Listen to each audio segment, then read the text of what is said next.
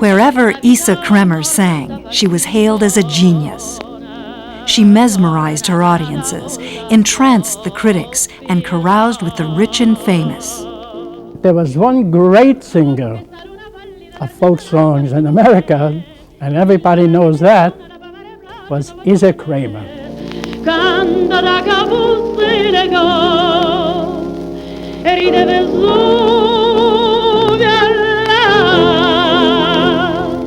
A woman of courage who fought her own way to triumph against almost impossible odds, who saved her family from the bloody chaos of revolution.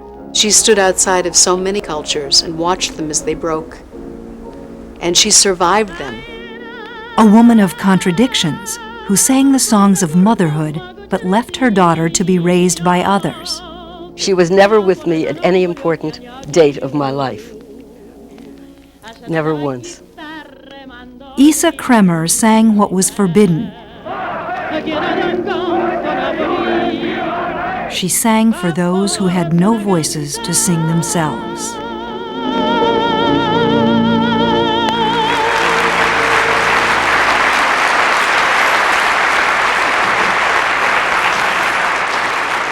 To a degree, my memories of her are my fantasy.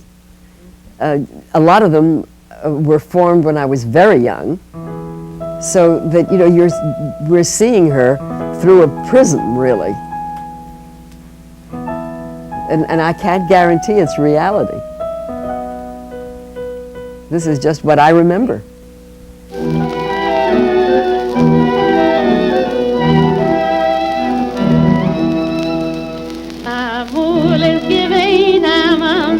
From the very beginning, she was attuned to the perfect melody. She would later say that as a child, it pained her to hear a single note sung off key. She herself began singing in her school choir, praising Jesus Christ in the rich, time-worn harmonies of Orthodox hymns. But Isa Kremer was not like the other school children. Isa was a Jew.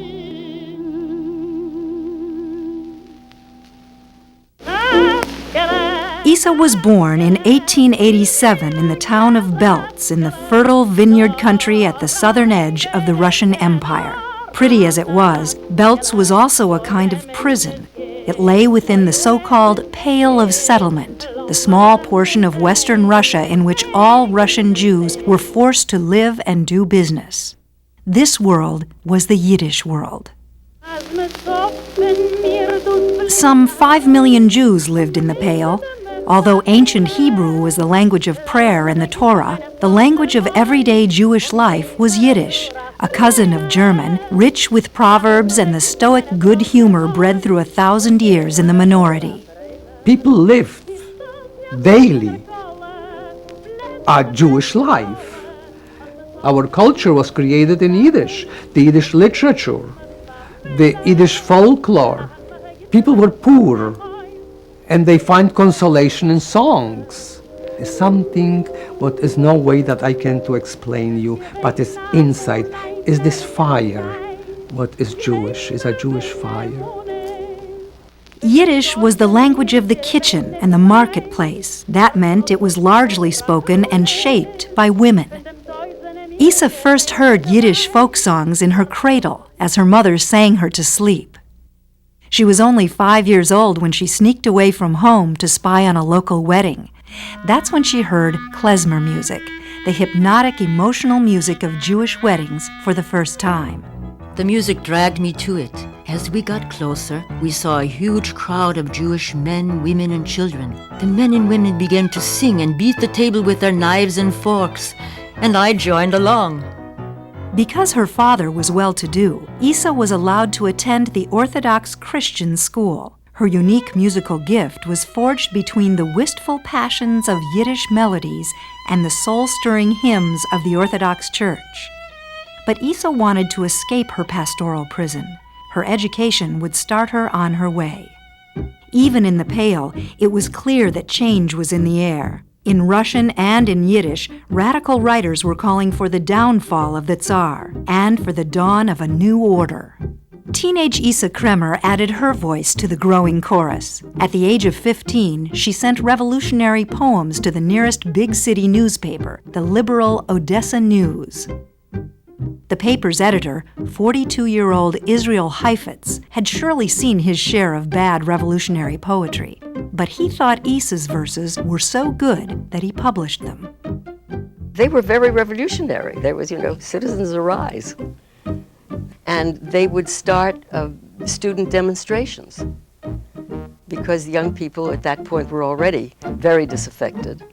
And they sort of used her poetry as a starting point. They would put it on placards, and they would walk through the streets chanting these poems. Heifetz decided he would like to meet the young firebrand who was sending these poems from Belts. And she and my grandmother came to Odessa, and he was flabbergasted. He had no idea of how young she was. And they had a talk, and he said, "What is it you really want to do with your life?" And she said, "I'm going to be a singer." In just those terms, not "I'd like to be a singer" or "I hope to be a singer." I'm going to be a singer. Heifetz admired the ambition of his young country poet. He arranged for her to travel out of Russia to study opera in Milan with Professor Polione Ronzi. For many, many Jews, the violin or the skill in the theater or the artistic skill was a way of getting out of the was a way of getting out of the Pale. And of course, for Isa Kremer, this certainly was the case. Of course, it was unthinkable that she would go to Italy alone. My grandmother was a real battle axe. She lived with my mother, left her husband and her son behind, which was unheard of in those days, and lived for those 2-3 years that Isa was studying, lived with her in Milan, which for a woman of her generation was astonishing. As Russia began to shudder with the first tremors of revolution, Isa practiced her scales with Professor Ronzi and added Italian to her mastery of Russian and Yiddish. In 1902, she made her operatic debut as Mimi in La Bohème, playing opposite Tito Schipa.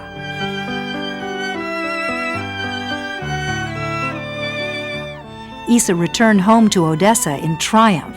Her mentor and benefactor, Israel Heifetz, promptly proposed marriage. It was a whim. It was a whim on his part. He was 27 years older than she.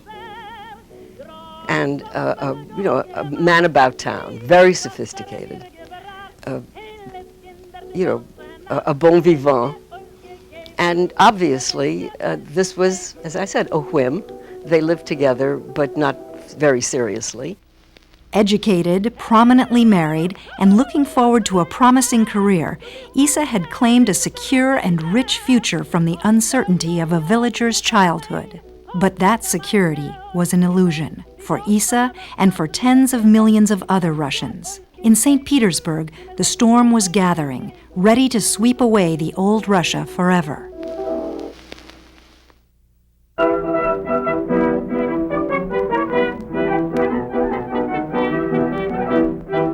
On the eve of the Russian Revolution, Isa Kremer's adopted city of Odessa was a thriving crossroads of European culture. The street signs were printed in Russian, French, and Italian. A colorful, boiling, marvelous city where all kinds of wit and all kinds of intellectual systems are developed. That's what Odessa means to anybody from Eastern Europe, and it makes no difference whether they're Russian or Jewish, it's the same. The perfect place for a rising opera star like Isa.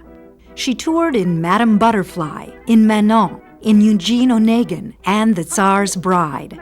But despite her success, she found the art of opera wanting. She used to describe what was ridiculous to her about it, which was the hero. The hero is standing there in great danger, and he's about to be assassinated. And the chorus is saying, "They are coming, they are coming, they are coming, they are here." And he's standing there waiting to be knifed. When she made her debut as Mimi in Bohème, it would crack her up because she was always, I am dying, I am dying, I am dying, I am dead, you know. And she found it kind of hard to take it seriously. Idiotic. You could never see the point of it. And she went into operetta. Small, energetic, and handsome, she was an immediate success in operetta and was often cast in boys' parts. And theater was now a family business. Isa's brother, Manasseh, had moved from Belz to Odessa, where he started a vaudeville company. To help with the business, Manasseh hired a young gopher named Saul Hirok. In Odessa, Isa and her husband were moving in radical circles. Russia's intellectuals rejoiced in their belief that the Tsar's days were numbered. Still, so long as the Tsar remained in power, there were no more lavish patrons of the arts than the Romanovs. Isa traveled eagerly to perform in St. Petersburg and Moscow. She became a favorite at the court. One of the stories that she told was that when she had made a debut in some operetta or concert or other, she received a huge bunch of flowers, roses, and inside the roses, two of the roses, were two enormous diamond earrings. But Isa was discovering a passion for a different music altogether as she sang her operettas throughout a troubled Russia. Ethnic groups all over Russia were beginning to explore their folk roots. Folk songs, including Yiddish songs, were now being viewed as a legitimate art form. Then, at a concert, Isa was introduced to the beloved Jewish poet Chaim Bialik. As she told it, Bialik was blunt. Why do you waste your time doing this? Anyone with a voice can sing classical music. Why don't you sing the songs of your own people? According to Isa, her life changed on that night.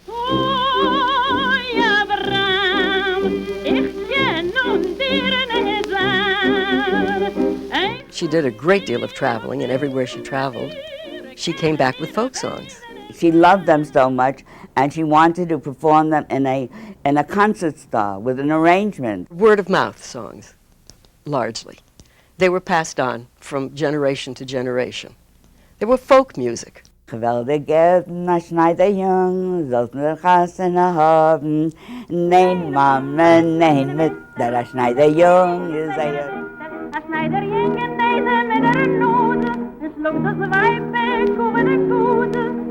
And she decided that it had to be written down and codified in some way. So that's what she started doing. She started writing down the music. For me, music must be genuine. It must simply and directly express an idea. It must be art for the great mass of people.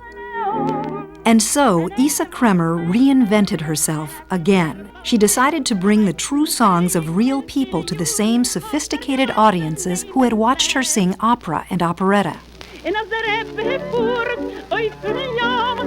She quickly developed an unusual and enchanting style, transforming the simple, rough folk tunes into art songs, lieder. Every song was a little play, and you saw the characters, you saw the transformation, and you understood the passion of the character. No era una cantante que cantaba, sino era alguien que interpretaba, que hacía los personajes. Por ejemplo, cuando ella canta, Die Magetonen gehen Kinder, lommen sich freien Schat noch Schat. En esa canción, ella hace personajes.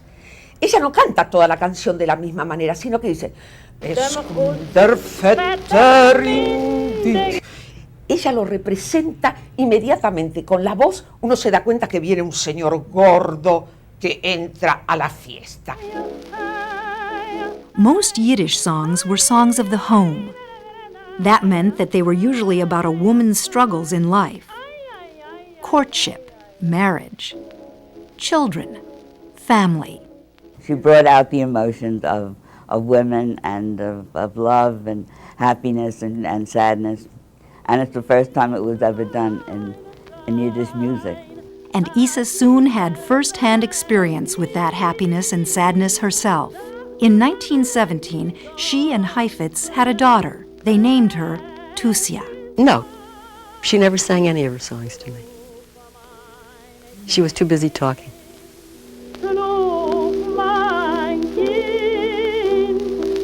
Isa hired a wet nurse to feed Tusia. When it came time to tour and perform, she left Odessa once again. But the end was coming for Isa's charmed life on the Russian stage. In February 1917, after 3 disastrous years of the First World War, the Tsar abdicated the throne. The revolutionary dream of Isa's teenage poems had become a tenuous reality. Russia took its first teetering steps toward democracy. Isa and Heifetz cheered the new government and its leader, Alexander Kerensky, as the bright new hope for Russia.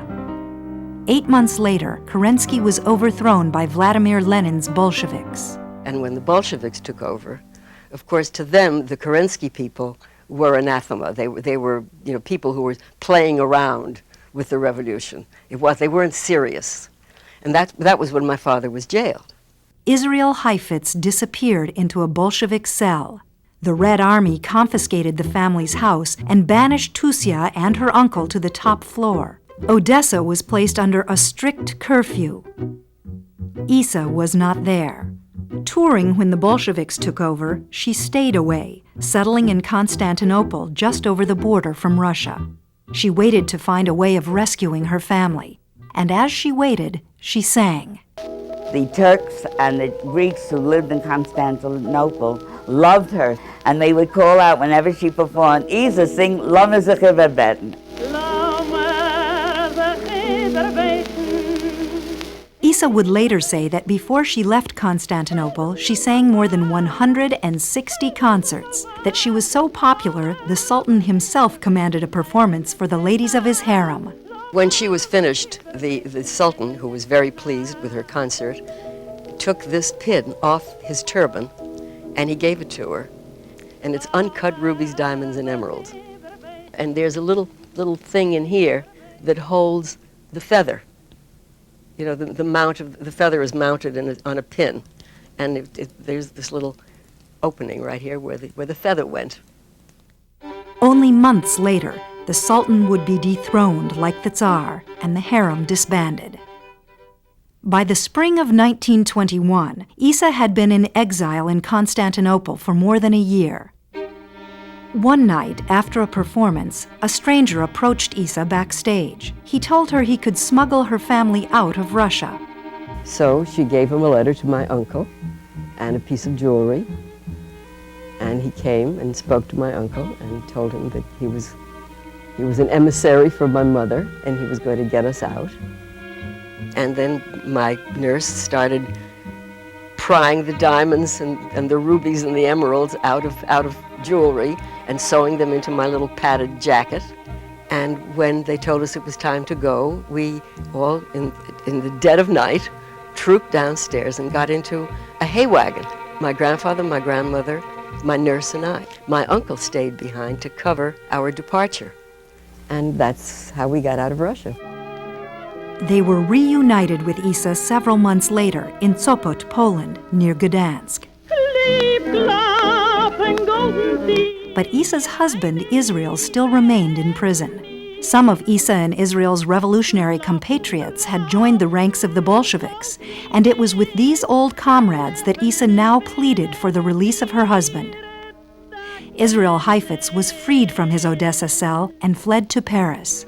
The marriage, long a formality, was over. And they never lived together again, except, as visitors. They remained very good friends all their lives. It was 1922. Isa settled her family in Warsaw and breathed deeply the free air of democratic Poland. Poland was probably the only country in Europe that had the Jews were free to live basically everywhere and to perform many occupations where they were not allowed anywhere. Therefore, the numbers so much increased of Jews there because it was easier to live, I think, than anywhere else. In the aftermath of the war, new political groups were springing up in Poland, including vocal anti-Semitic groups. I remember her telling me that when her concerts were advertised in Warsaw, the day after her placards went up, there would be streamers pasted over the placards that said Żydówka, which is like kike. As Isa prepared for concerts in Warsaw, her manager advised her to take her Yiddish songs off the program to avoid harassment. Reluctantly, she agreed and arranged instead to sing Yiddish at an invitation-only concert for an all-Jewish audience. But on the day of the Yiddish performance, right-wing students rioted, attacking anyone who tried to enter. The concert was canceled. It was the first time Isa had been ordered not to sing Jewish songs, and it was the last time she would obey such an order. The riot provided Isa with one of the essentials of a performer's life: publicity. Even in America, musical circles were buzzing with the Warsaw story. It was a perfect time for new bookings. 6 concerts in New York City, Carnegie Hall.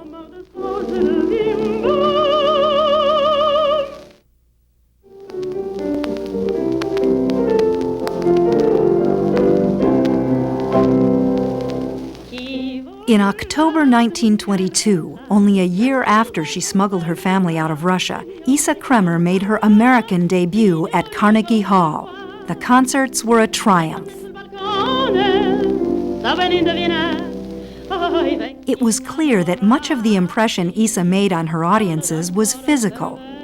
Under the floodlight, wrote one critic, her eyes were black as night and glistening as 2 stars.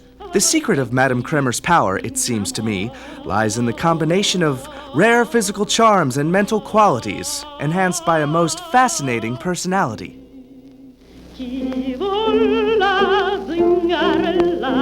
It was, in fact, personality that distinguished Isa from other singers. Her singing voice in itself was strong, but what overwhelmed the listeners and the critics was her presence. Isa had star quality. It was never overdone, it was never exaggerated, it was never cheap, it was style. She had energy, passion, vitality, sensuality. You know, there's something so sensual in the music she chose, something difficult and complex and unpredictable.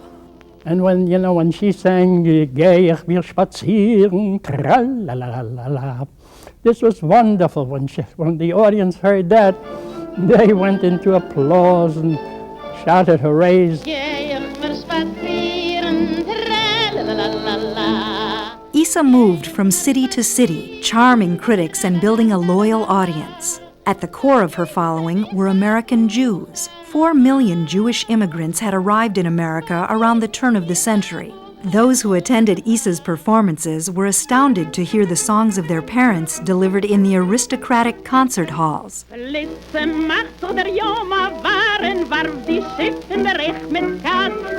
She really brought the Yiddish folk song to the concert stage.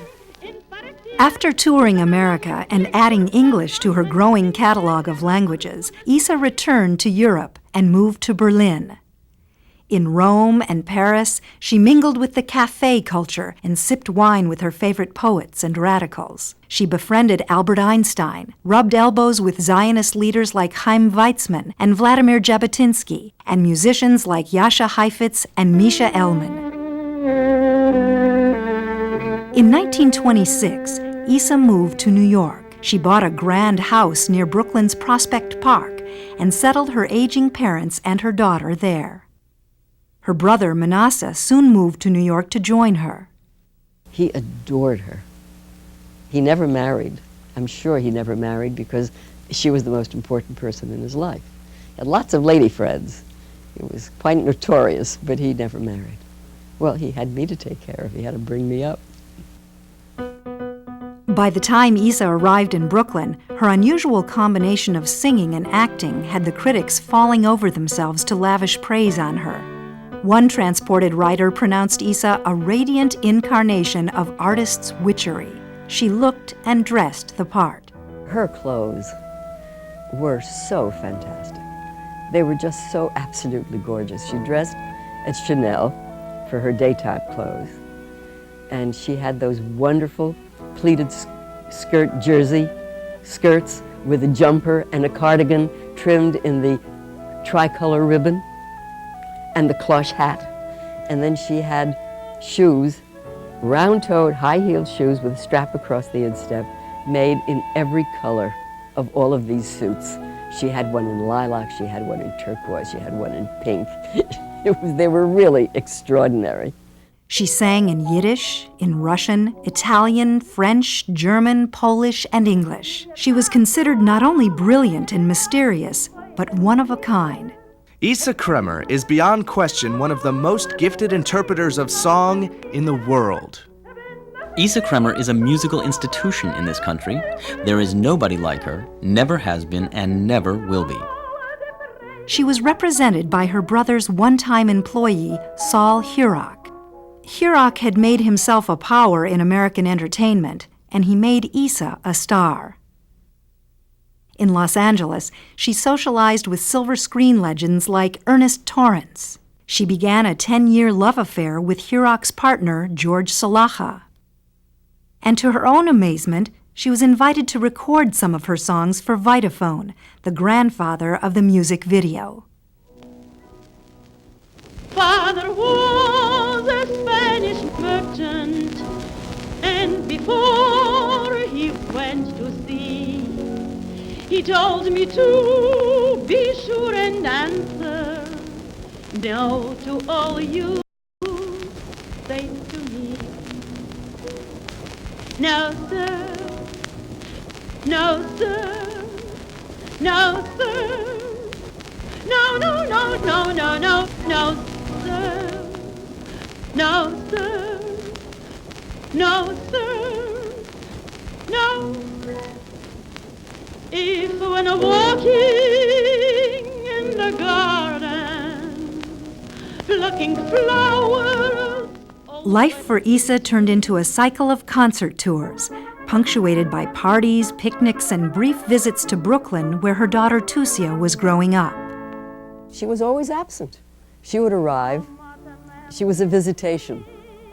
I didn't have any expectations, really, of being with her. And I don't really remember resenting it. I remember having a fairly full life with a lot of friends and going to school and doing a lot of reading.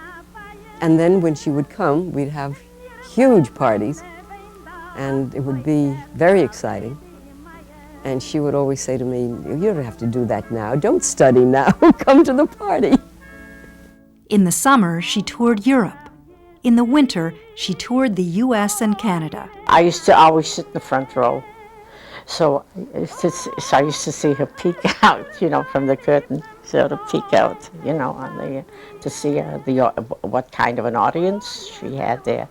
She always had a good audience. Isa was bringing the powerful voice of Europe's Jews to the concert stage. And yet, despite her passion for the Yiddish world, she had little or no interest in the faith that had driven it. Isa was a secular Jew. She was profoundly irreligious. She believed that religion was really the cause of all the dissent and all the difficulty in the world, and she thought that there shouldn't be any religion. But she was profoundly Jewish in her orientation to the world. More Jewish, in a sense, than some of her loyal listeners. American Jews would flock to her concerts, but some would strongly suggest in private that she not sing in Yiddish. Isa ignored them.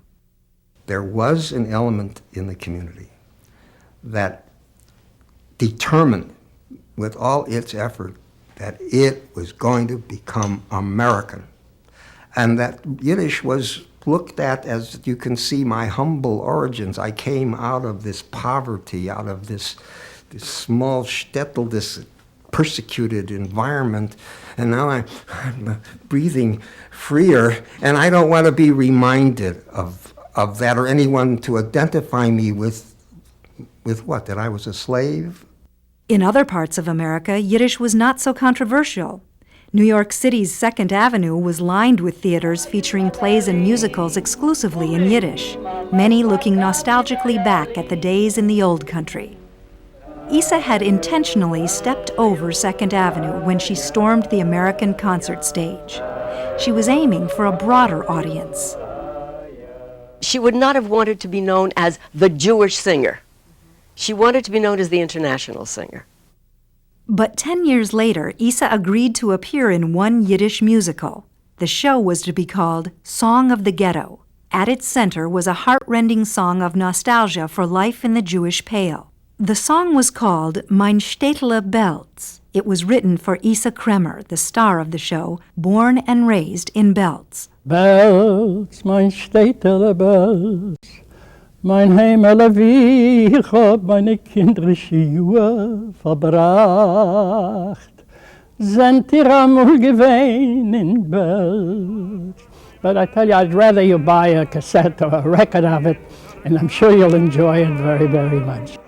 Song of the Ghetto failed in the theater, and Isa left the 2nd Avenue Strip without regret.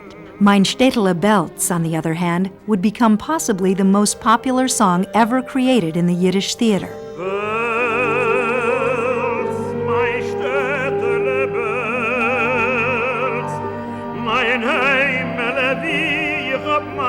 I don't think she ever recorded it. Everybody else did, but I don't think she ever did. Well, she wouldn't have considered it a folk song. You know, she was a little purer than that in her choice of music. In 1936, Isa returned to Berlin. It was a very different city from the one where she had lived only 10 years before. After Hitler came to power in 1933, the Nazi administration instructed all state institutions to fire their Jewish employees. Among the many Jews now out of work were hundreds of performing artists. Several Jews got together in Berlin and decided that perhaps it would be possible to have a cultural organization which could hire the many Jews who are now jobless. And they got permission from the Nazis to found a cultural association run by Jews for Jews. It was called the Jüdischer Kulturbund, the Jewish Cultural Alliance. All the artists had to have that identification card with the picture and signature, swearing that they are 100% non-Aryans. By the time Isa arrived to sing, the Kulturbund was the only place in Berlin that a Jewish singer could perform. She arrived in Berlin, and she went to the theater, and she was asked for her program, and she gave them a program that had some Yiddish songs in it. And they said, that's impossible. You can't sing in Yiddish in Berlin now. The German Jews who were not too crazy about Yiddish, you know, in fact, they hated the Yiddish together with the people who spoke it, the Ostjuden. German Jews have a very complicated relationship to Yiddish. The deal of emancipation in the 19th century was that the German Jews would be allowed to become real political citizens if they gave up what the Germans thought of as their Jewish distinctiveness. They did adopt the German language, and so Yiddish was for them a sign of pre-emancipation status. And now that the Germans in the 30s were telling them they weren't German, it was very, I would guess, frightening for them to see a Yiddish actor on stage, because that was proving to the Germans who were sitting in the audience, the Gestapo, those were the only Germans who really came, that in fact, look, they are from a different nation, a different culture, a different race, and it might have been very frightening to them. She said, that's my program, and either I sing with my Yiddish songs included, or I go. The Berlin impresarios relented. Isa strode onto the stage.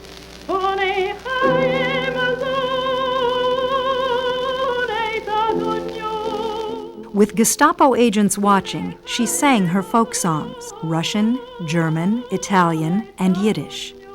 I remember exactly what she looked like, the gown she wore, a black lace.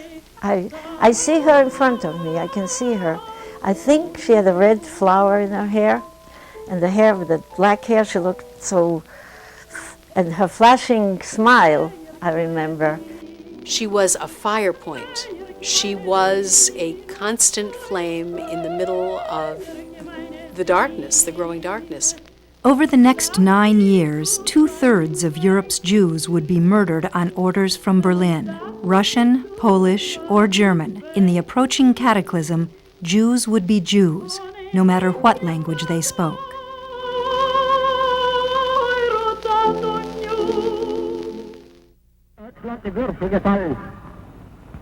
Und ich glaube nicht, dass die Gegner, die damals noch gelacht haben, heute By the late 1930s, the spread of fascism and anti-Semitism was making it dangerous for Jewish performers like Isa Kremer to tour in Europe. Fortunately, Isa's fame had already spread to a third continent. The European exiles of South America offered her a new market, and she was booked for concerts in Brazil and Argentina by a South American agent. Mi padre traía de Estados Unidos los grandes cantantes como Isa Kremer. Cuando yo canto una canción, trato de interpretar lo que estoy haciendo, no cantando. Y eso indiscutiblemente me entró naturalmente viendo noche tras noche, porque yo iba a todos los conciertos de Isa.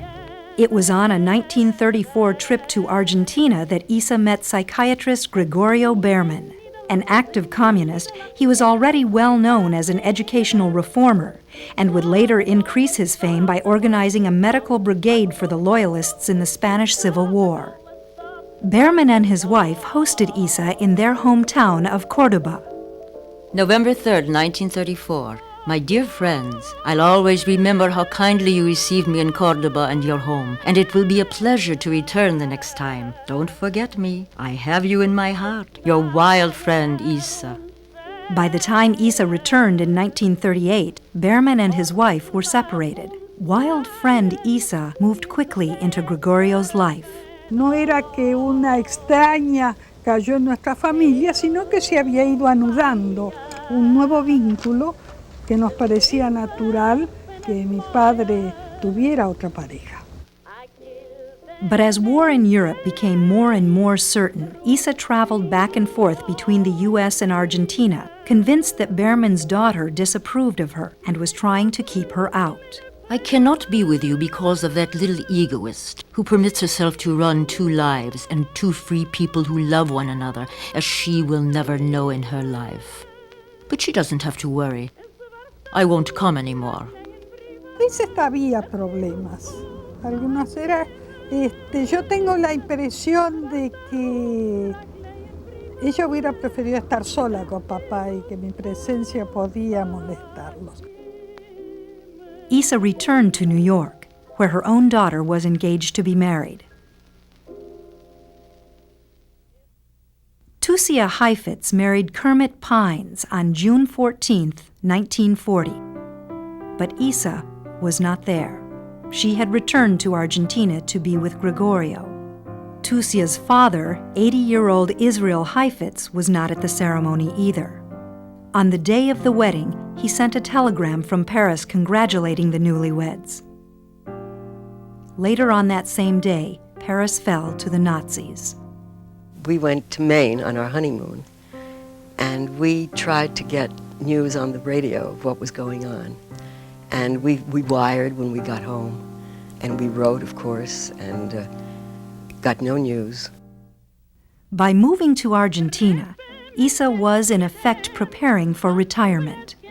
Isa was now 53 years old, and she knew that her greatest singing days were behind her. But she still had a following, and in South America, her fans were fiercely loyal. Isa Kremer, around, I think it was between 12 till 12:30, she was singing. Radio Belgrano. And Thursday, it was no conversation. It was only one sound. Sha! Sha! Isa Kremer singt! Sha! Isa Kremer singt! Argentina's intellectual life in those years was vibrant in spite of the periodic repression. There was a vibrant artistic community, a vibrant literary community, and this was the kind of climate that I imagine that Isa found when she was there. But Isa could no longer command regular audiences of a size that could sustain her earlier lavish lifestyle. Money was getting tight.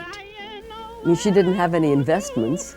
She spent what she earned, and when she was in the flower of her career, making lots of money in those pre-tax days. Don't forget, she was rich. She could do anything she wanted. And then, as she sang less and less, she made less and less money. And when she eventually was left with her jewelry. And every time she came to the United States, she sold something. In between her stage appearances, Isa sang benefit concerts, usually for Jewish or leftist groups. Politics were once again part of daily life. Though it was decades since she had penned her revolutionary poems, she now inhabited the world of Gregorio Berman, a prominent leftist in a country where many people admired European fascists. Isa embraced Gregorio's struggle. She sang benefit concerts for striking workers. She became close friends with Berman's revolutionary colleagues, like the poet Rafael Alberti and his companion Maria Teresa León. And she celebrated every success of the Soviet army against the Germans.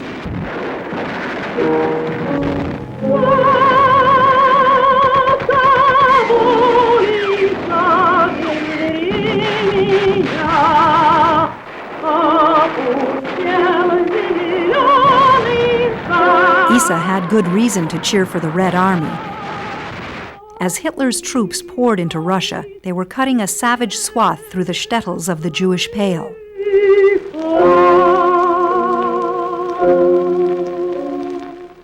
She had sort of a renaissance of political feeling when she married Gregorio, because he was a communist. But it was in a funny sort of way. I had a feeling that she was sort of floating above it all. You know, that she was not really personally involved, except of course that when he was in trouble politically. Trouble came suddenly, late in 1943. Argentina's civilian government was overthrown by a military junta, and the new rulers rounded up anyone considered a threat. Berman was arrested and jailed. For Isa, this was a dilemma with a familiar face. 20 years before, she had struggled to free Israel Heifetz from a Bolshevik cell. Now she and Berman's daughter Sylvia put their differences aside and filed endless appeals for Gregorio's release. A fines de febrero lo liberaron. Habíamos hecho una cantidad de gestiones con Isa, habíamos visto a todo el mundo, inclusive lo habíamos entrevistado a Perón. At the time, Juan Perón was a junior member of the ruling junta. It was not the last time the ambitious young officer would play a central role in the life of Isa and Gregorio. In July 1944, Isa sang in Carnegie Hall for the first time in 4 years.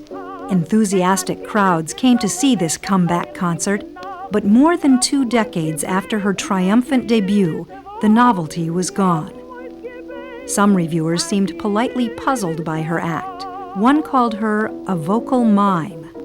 But tepid reviews were the very least of Isa's worries.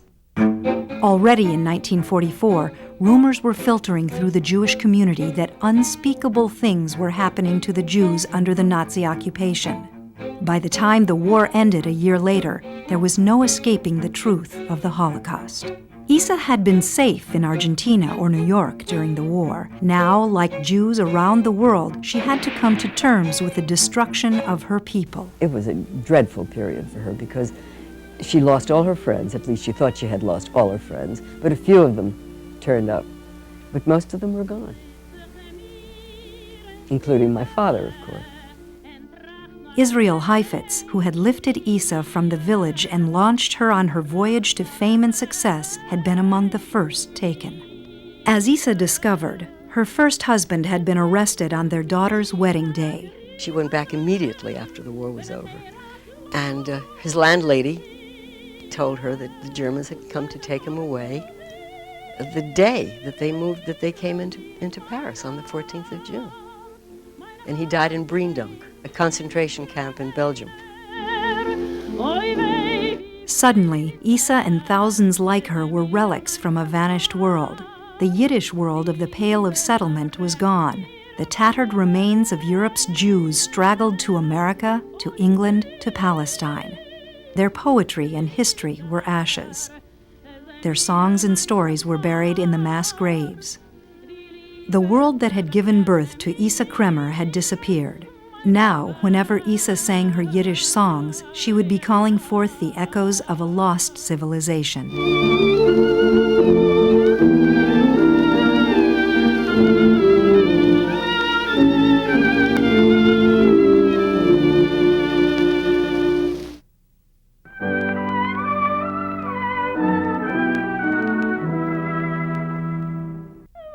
For Isa Kremer, the end of the Second World War meant freedom. She could travel once again to the old cities and resume a semblance of her former life. But now, Isa's concerts had taken on a deeper and more solemn meaning. When she sang in Yiddish before the war, Isa had been singing the songs of a complex and thriving culture. Now, Isa had outlived that culture. In every concert, she would be singing for those whose voices had been silenced.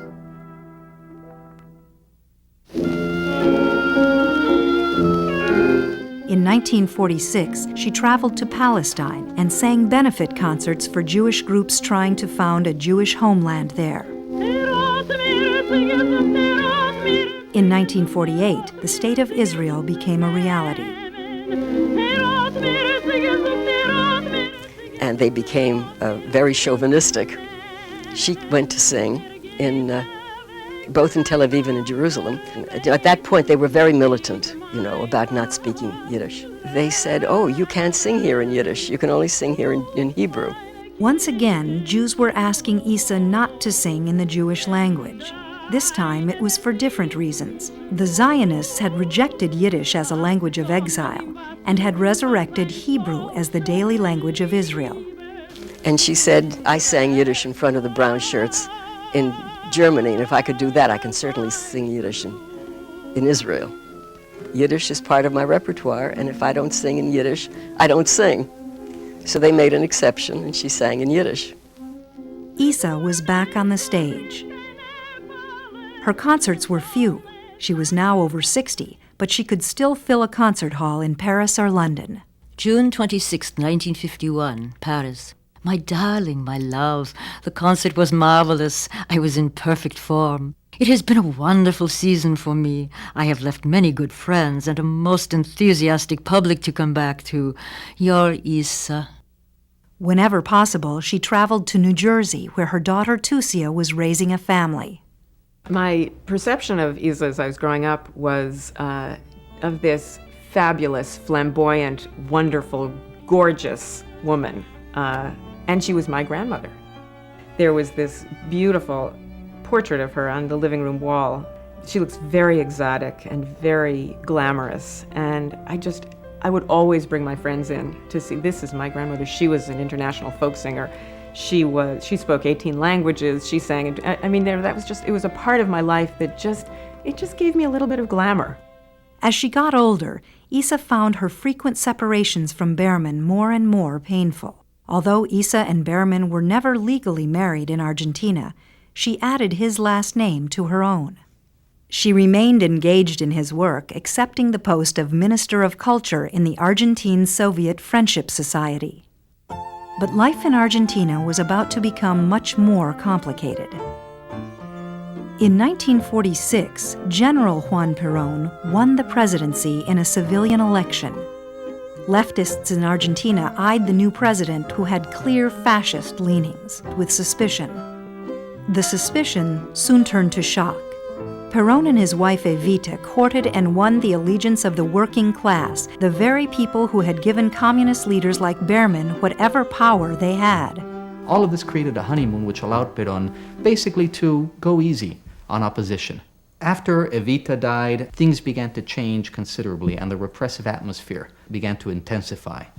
And it was precisely during the final years of Isa's life that the Peronist government dramatically increased the repression against all quarters, against intellectuals by purging the universities, against artists by intensifying the blacklisting of actors, singers. Isa, as the wife of one of Argentina's leading communists, was blacklisted from performing in any of the important concert halls in Argentina. In the spring of 1956, Isa complained to Gregorio about digestive problems. Gregorio gave her a quick examination and discovered a tumor in her stomach. Berman would later write to a friend that he rushed Isa to specialists in Buenos Aires. The doctors operated, but they could offer no real hope. Stoically, she suffered for some weeks. When the pain and suffering became unbearable, the doctors told her that they were going to submerge her in sleep, and she would wake up cured. My precious companion died the 7th of July in the morning. I realized that she had a very hard life. I mean, she had a wonderful time because she was a naturally extremely bouncy, happy person. But she had a very hard life.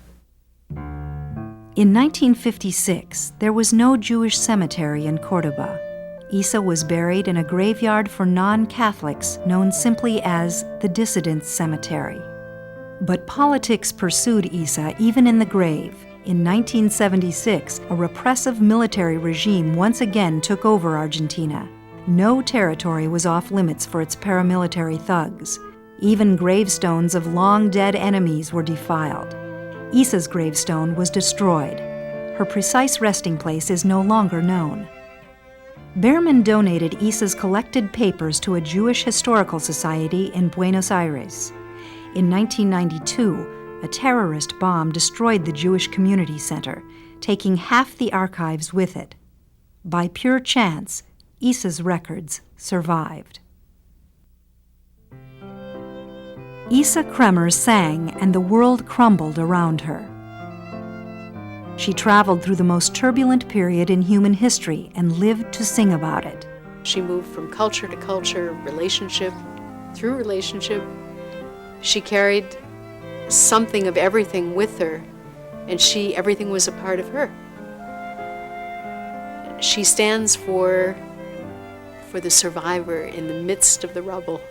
She was the creation of a civilization that vanished in her own lifetime. It was the source of her inspiration and her gift.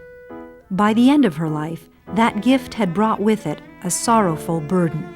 To Isa was left the task of mourning the vanished world in song. The savagery of the Holocaust has become one of the defining events of modern history. But Isa's songs, the humble songs of kitchen and cradle that she had brought to the stage, reached past the horror to summon up the bittersweet life of the lost culture itself. Throughout her own long and extraordinary life, Isa maintained the courage and optimism that the Yiddish world had bestowed upon her. In the end, when she saw her own death approaching, she wrote to her daughter, Tusia, to pass on her last gift. And she said, I don't want you to be sad because I have had a wonderful life, and to everything there must come an end. And it was really an amazing letter. I mean, it was a letter that was so completely Isa. You know, it was full of a feeling of this is life, and she was up, and everything was all right. Soll sein a Bäcker,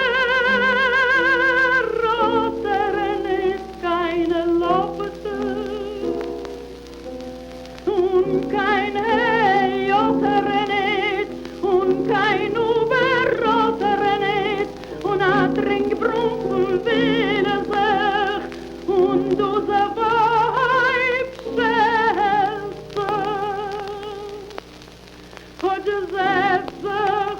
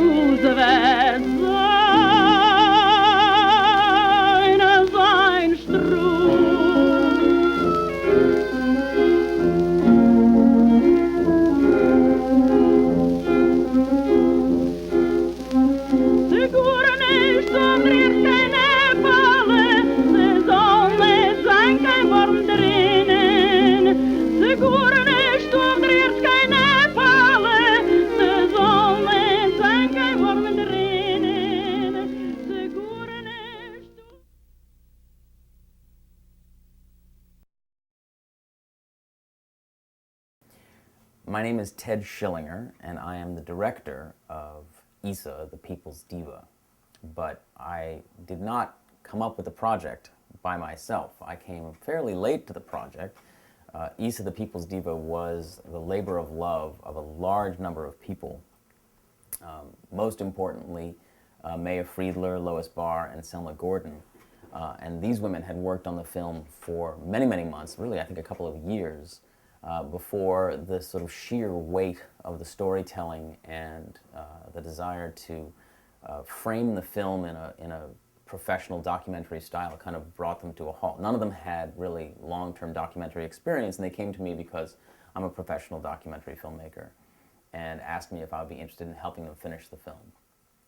I was introduced to them by a friend, as happens so often in this business. And we sat down, I think, in Maya's kitchen, and they told me about Isa, and they told me about their love of her story and the importance of her story. And I was frankly captivated. I mean, Isa is a sort of hypnotic character. She's a really engrossing, mysterious person from an era that's really completely gone from the world. And there aren't a lot of people like her in history. There aren't a lot of, certainly there aren't a lot of women characters from show business from that era that have that kind of power and that kind of clout and that kind of fame and that air of really sort of distinct mystery about them. And so I was sort of sucked in, and so I agreed to do it. Isa's story and her life and her music really crossed over a lot of areas of history and culture that I'm very personally invested and interested in. She was born in a place that was at the time called Bessarabia, which is one of those great lost names from history. I was born in Bessarabia, which was part of Moldavia, which is now Moldova. It's part of that strange sort of Eastern European, Ukrainian area. It was the Pale of Settlement. It was where a lot of Jews were required to live, and she was born in very modest circumstances. And over her career, she would end up traveling to Constantinople to entertain the Sultan, and she would meet all these incredible figures, Rimsky-Korsakov from Jewish and Russian history. She would be caught up in the Russian Revolution. She would flee the Russian Revolution. She would be exposed to Nazism. She would be brave in the face of Nazi repression. I mean, everything about Isa's story was, in one way or another, something I was already interested in. And once I was involved, it was impossible not to get more involved. She's it's a funny thing when you do a documentary about someone who's been long dead. I mean, she died in the 50s, and you sort of have to project your own sort of emotional connection to this person based on what you imagine they were really like, because there's very little record of her filmically, and there's a lot of people talking about her, but that essence, that human essence, is something you have to create in your heart and try and tell that story about. And with her, it was very easy. She's an incredibly compelling, incredibly vivacious, powerful person to look back across half a century, a full century, and reinvent for storytelling purposes. And when I say reinvent, I don't mean fictionalize. I mean just summon up as sort of a film séance. It wasn't hard to get caught up, and it wasn't easy to resist. She was a mesmerizing figure. I think the thing that most fascinated me was that her life illuminated this many sort of gray areas of the history of Europe in particular, and Western Asia, and Turkey, and the Ottoman Empire, and all of those places where she traveled, worked, and lived. We think of history as happening in these very clear, crisp chapters, and we think of, first it was Weimar Germany, and then it was Nazi Germany, and these pages are turned in history with incredible crispness and with incredible clarity. But they're not. An era moves softly and strangely into the second era. One regime fades and then suddenly gives way at a breaking point to another regime, but there's still this gray area in between the regimes, and that was something I learned a lot about from Isa's story. It was one of the things that helped her survive, was that she was able to see sort of where the openings were to work and live and perform in these places, and then if she had to leave, she would. But that history does not really, especially in these incredibly famous chapters like the Russian Revolution or the Holocaust or Nazi Germany, that history doesn't move in big, crisp chunks, which I think is an illusion you can sometimes fall into as a kind of a student of history, whether amateur or professional. You sort of come to think of history as happening in chapters. And in fact, it happens in this very soft, sort of smooth spectrum of time. And that was a great lesson of making this film. There were a few technical challenges in making this film. But to me, the most interesting and both exhausting and really fun technical challenge was trying to find some way to rescue a visual and audio record of Isa's singing. With a singer and a performer, I mean, obviously a performer, especially a stage performer, her essence, her energy, her spirit on the stage would be essential to understanding why she was a success and why she moved people the way she did. But there are very few records of that. There are recordings of Isa singing. There are many recordings, mostly rendered as 78 RPM records back in the day. And there are also, separately from those, a couple of now silent visual recordings, film recordings that were made by Warner Brothers for something they called Vitaphones. And Vitaphones are kind of the great-great-great-grandfather or the great-great-great-grandmother of what we now call the music video. It was a way for Warner Brothers to very cleverly capture the marketplace for what was then called vaudeville and record artists who had previously performed in these kind of lineups of talent before films or after films or around films, record them once on film and on disc, and then play those recordings instead of having to hire the artist over and over again. It was a really great commercial idea. Wasn't so great for the artists, but it got them exposure. And there were hundreds of Vitaphones, and what you did was you filmed the artist and you cut a 78 record at the same time, basically. It was essentially two simple technologies, a silent film and a synchronous 78 record at the same time. And then when you played them in the theater before a big feature film, which is when you played them, you played the 78 record at the same time. You had a sync point, a beep tone, beep, beep, beep, cut to the film, and you have a perfectly sync sound film of the artist singing the song. And Isa had made several of these, and we had gotten our hands on, I think, 2 of them. But we didn't have the original sound. We didn't have the sync sound to those films. What we did have was 78 records from other recordings of the same songs. So the question was, how can we use those recordings to bring life to the film of Isa singing the song? There's no way that the song would have been sung perfectly the same way twice. You couldn't just match them up and hope it looked okay. It looked terrible. She sang the songs 30 seconds faster on the film than on the recordings.